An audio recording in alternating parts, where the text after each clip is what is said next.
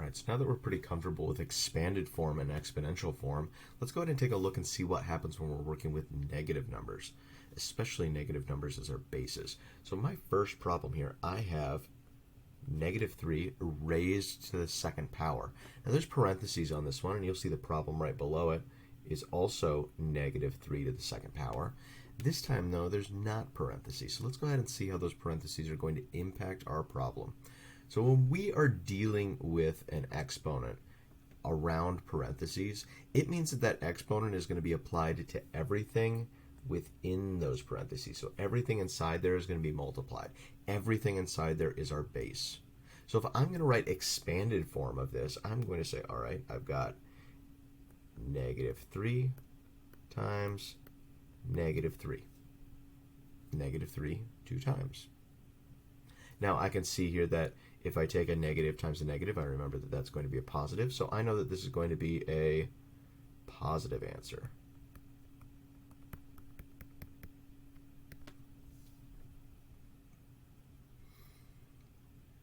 Now over here to the right, I've got another problem, and I've got negative 3 raised to the third power. So we can also think of that as negative 3 being comprised of negative 1 times 3.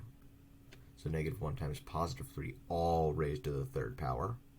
And our order of operations would tell us that we, of course, need to do the exponent before we do our multiplication. So that would be the same as negative 1 times 3 times negative 1 times 3.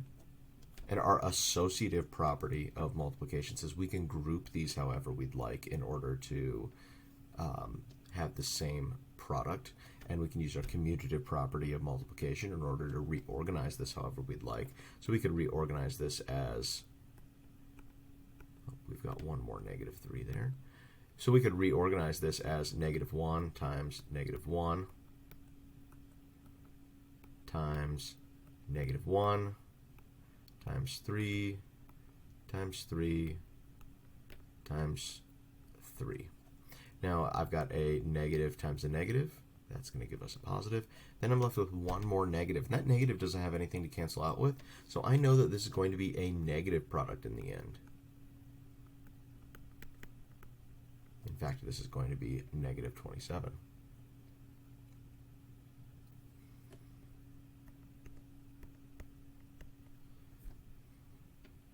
Now let's go ahead and see what happens here if we do not have our parentheses. So we've got negative 3 raised to the second power, and we can rewrite this just like we rewrote our last problem, where instead of it being negative 3, we have negative 1 times 3 raised to the second power. Now our order of operations says we need to do our exponent first, grouping symbols, then exponents.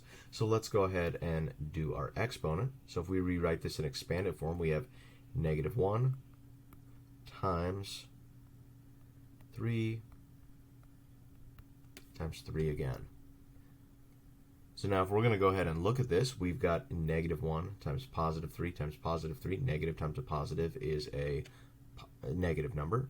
Negative times a positive again is still a negative number. So that means that our product here is going to end up being negative. In fact, it's going to be equal to negative 9.